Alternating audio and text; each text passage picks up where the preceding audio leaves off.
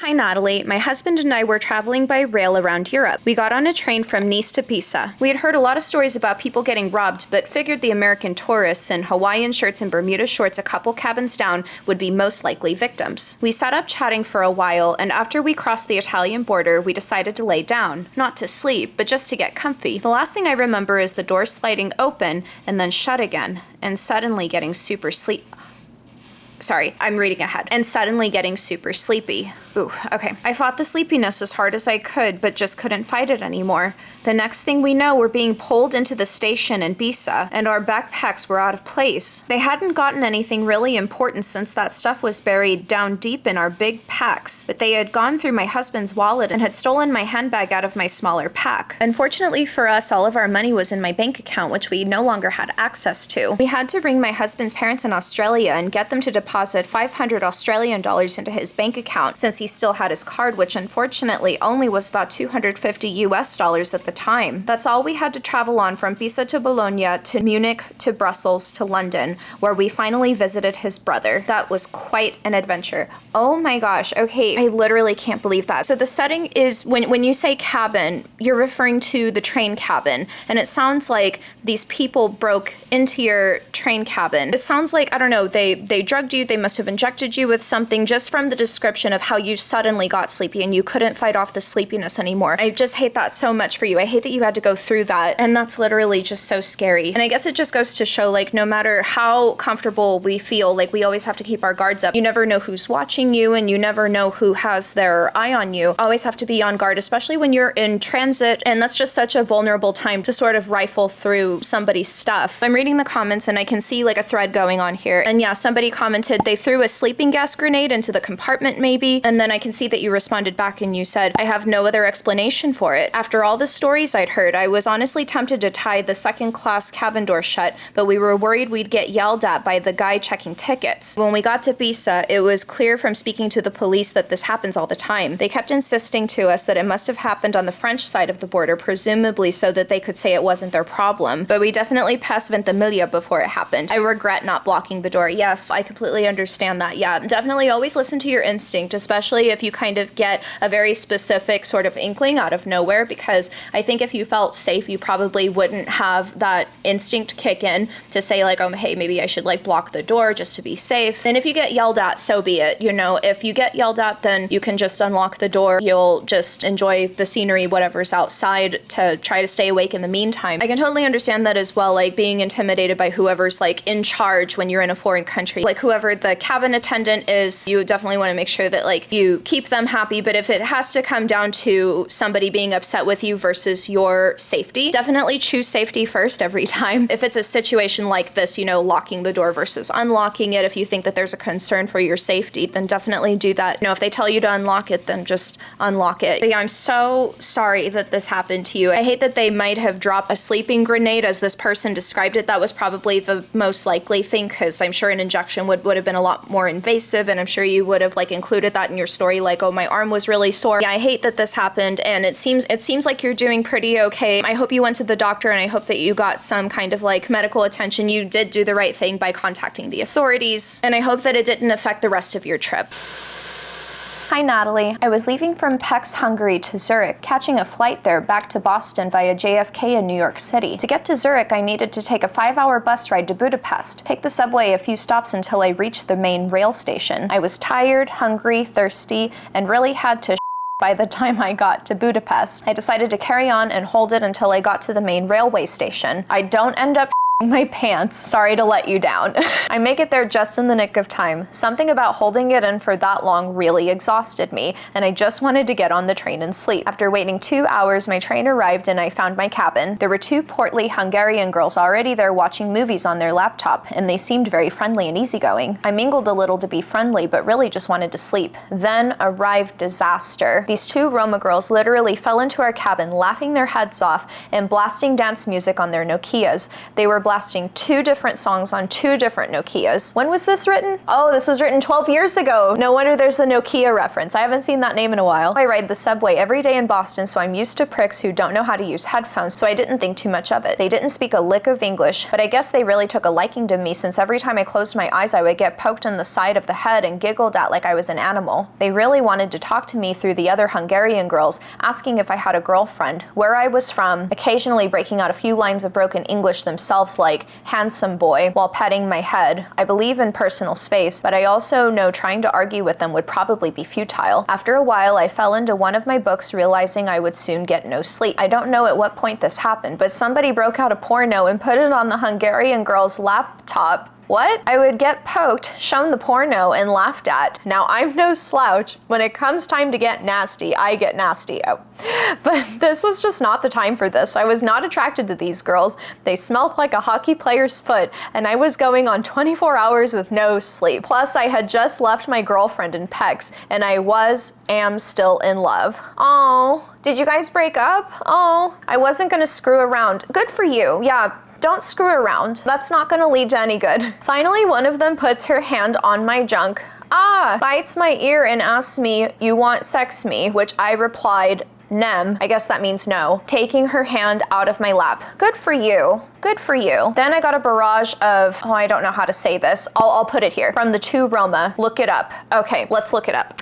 Okay, well, I don't like to curse, so I'll put it here bleeped out and like you guys can connect the dots. I spent the next 6 hours with these girls blasting music, poking me, berating me, and holding in a for fear of them rifling through my.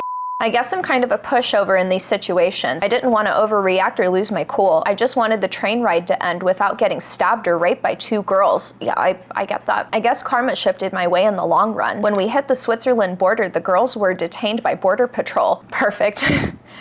Probably for being Roma. That sucks and everything, but I know that the Roma people have a bad rap in Europe. Oh, I didn't know that. But I hated these girls at this point. I hated them so hard. I got a good 1 hour of drifting in and out of naps, but I still felt like when we pulled into the Zurich train station. More good news when I arrived to Zurich airport. I found out they overbooked the flight and I had been bumped up to 1st class. Oh, I'm so glad. I went from sharing a cramped quarter with 2 Roma snookies to having a chair that turned into a bed, unlimited wine, and a 4-course meal. I'm sure somebody has had it worse, but I wanted to share my experience. I'm so sorry. I'm literally so.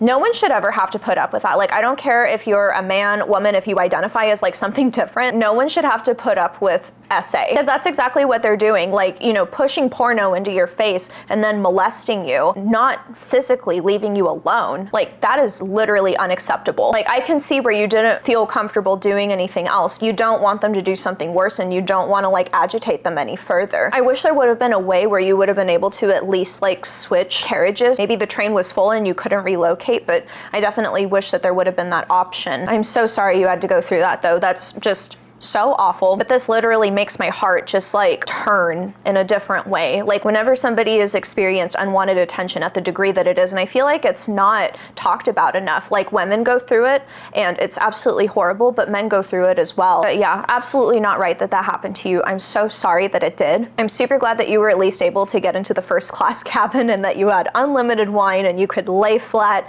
and relax and sleep. And I am glad that they got detained. I'm sorry. Like, maybe they're wanted for other things as well, and maybe they were super dangerous. Maybe it's a good thing that's all they did with you. I hate that that happened to you, and I'm so sorry, and I'm super glad that at least you guys were able to be separated once you guys got to Switzerland. Hi, Natalie. A few years ago, my family and I drove to South Padre Island, Texas for a few days of fun and sun. We had booked a beautiful condo with gorgeous views of the Gulf of Mexico and a very nice resort-type complex. By the time we arrived, it was dark and we were ready to unpack, unwind, and relax. The condo was beautifully decorated and looked very clean. When I turned on the lamp in the living room, at least half a dozen huge brown water roaches scurried out from the base of the lamp onto the table and up the wall. Oh, ew, ew, ew, ew, oh. Stop.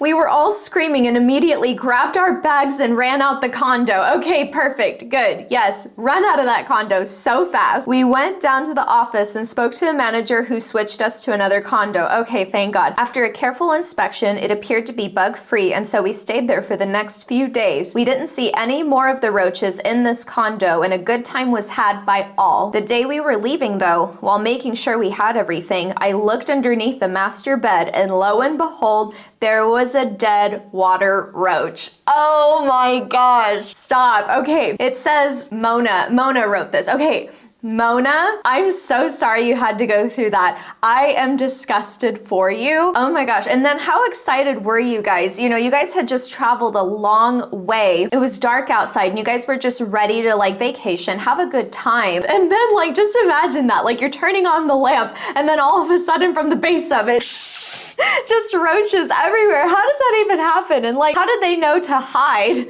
until like you turned it on? Like, ew, oh my gosh, that is just, oh, that is so gross. But I'm super glad, I don't know what condominium complex it was, but I'm super glad that the management was able to like switch you to another room. You were able to take care of the situation, but then you look under the bed and there's another water roach. Oh my God. At least you guys were leaving and you guys didn't have to deal with it, but like just knowing that there was one that still got into that apartment, it must have been that condo complex then, because roaches can travel, like especially like the German cockroaches that I have heard of, but like the water roaches, I don't know entirely like how it works with them. It probably came from that one condo. Like I would not have asked for a room that was at least on that same floor, because like it's like a disease. Like if one room has roaches, chances are the roaches are gonna migrate to the other room after that space has been treated and eradicated the roaches. But yeah, I'm so glad that that was just at the beginning of your trip and that wasn't throughout the entirety of your trip, and that you guys ended up having tons of fun. Mona, thank you so much for writing in your story. I literally can't even imagine, like not just one or two, but like a dozen cockroaches. I hope they called pest control that day. Dear Natalie, in the Greek islands, our taxi driver accused us of putting a dent in the side of his cab after we gave the roof a tap to let him know that we were all out of the car. Oh, I get it. Like you guys got out of the car and then it's like, yep, see you later. The next thing I know, he has my friend by the throat. Oh, okay. All of the locals came running out, pin us all against the wall until the cops rock up, two guys in no uniform, and chuck both of my friends in the car without asking any questions. What? Oh my gosh, that's very extreme. I run to the police station, a little dingy shack with no sign or anything, to find out that both of my mates attempted to run away because they didn't believe these men were police. They asked for ID, but were told to be quiet. They caught one of them, the other got away. As a result, the one who was caught was beaten up and chucked in a cell. Cue me. I rock up to the station to find none of these cops can barely speak English. The taxi driver is there going crazy, talking in Greek to these cops and pointing at me and then to his car. I know what he's telling them. I try to act out what happened by pointing to the dent in the back, shaking my head, and then miming tapping on the roof. They grab me and take me off the premise. As I wait out on the road, a friend of the taxi driver tries to fight me. I hold him away and say, no. One of the cops come out the front and sees us. Thankfully, this guy backs off. Eventually, they get this young cop, the only one who can speak English, to tell me that they won't talk to me until I bring my other mate back to the police station. This guy was reasonable. I later found out that he was the one who stopped the other cops from beating my friend in the cell to a pulp. Thank God. He told me as soon as I bring the other guy back that we can sort this all out. I run back to the hotel, grab my friend, thankfully he was there, and we head back. Anyway, long story short, they were saying we could either pay the taxi driver, the damages were worth 200 euros, or my friend would get taken to another island and put on trial. Oh God. Oh yeah, I guess because he like tried to escape. It was complete bull. I knew it, but we had to leave at 11 a.m. the next day, and it was already 4 a.m. I had enough. I just agreed to pay the money to the crooked son of a Really bad way to end what was such a great trip to Europe, but all was well in the end. We split the fine, and I got my friends out slightly in one piece. I bet the cops and the taxi drivers split the cash too. Oh my gosh, that's such a difficult situation. Like, okay, let's talk about that for a second. Law enforcement in another country. First of all, I want to say who wrote this. Jim Eck on Reddit, I'm so glad that nothing worse happened to you and your friends and that you guys only had to pay 200 euros to essentially get out of that. Like, I hate that that happened to you, and that's such a tough situation to be in. So when traveling abroad, and I'm just gonna speak from a United States perspective, there are a lot of things that we do in the United States that might not necessarily be considered it might be considered rude in other countries, or it might be considered like threatening in other countries. Like even little things like tapping on the car.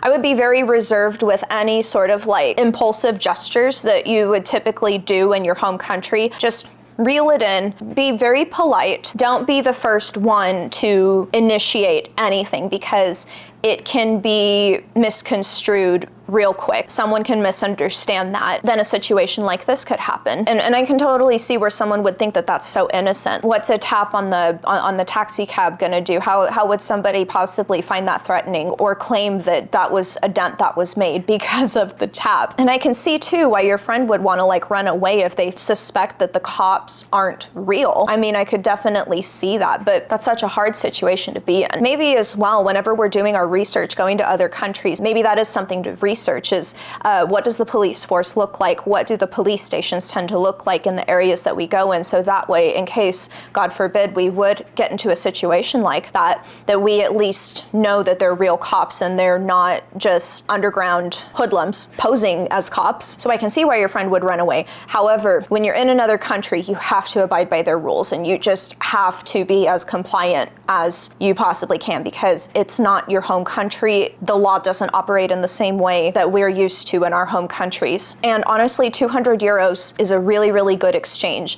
as opposed to your friend having to go to a different island for trial, and that would have been just so horrible. So whether or not the cops were fake or real, I'm glad it was only 200 euros, and I'm very glad that nothing worse happened. Dear Natalie, I was 15 and my family and I went on holiday in Montenegro. In order to reach that country, we needed to pass Serbia, but the GPS malfunctioned and we were diverted to Kosovo, then to Serbia and Montenegro. Kosovo was an active war zone when we passed it. Oh no. And then we've got some bullet points here. Oh my gosh. Okay, trigger warning for aggravated assault. 1, me and my father were taken from our cars and put to the ground. 2, we were threatened with death by the Kosovo authorities. 3, my father was beaten almost to death. 4, they destroyed almost all of our things. 5, they stole all our cash. 6, they were harassing my mom. 7, documents confiscated then retrieved. 8, car tires slashed.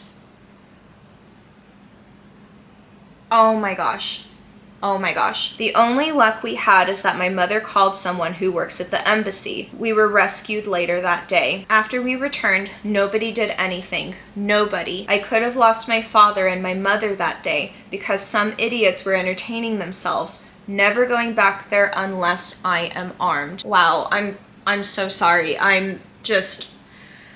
Oh God. I'm so sorry that happened. I literally could not imagine. Oh my gosh. I'm literally so sorry. I wonder the GPS that you guys were using, if that was from your phone or if it was integrated in the car. I mean, either way, GPS malfunction does happen. And you know, we rely so much on our phones these days that it's really, really difficult to imagine like looking up your route on a map before going. But you know, perhaps this is a lesson for all of us that no matter how confident we are with where we're going, we should always, you know, try to think one step ahead. And you know, technology, as wonderful as it is, it does fail from time to time. And so printing out a map and sort of getting familiar with the route that you're going to take and having a copy of that printed map with the route that you're supposed to be taking, making sure to avoid those war zones or those dangerous areas if you're going to be going somewhere, then yeah, definitely do that. I definitely fly whenever I can. I really don't like driving in foreign countries. It's very intimidating. Like even if I'm going to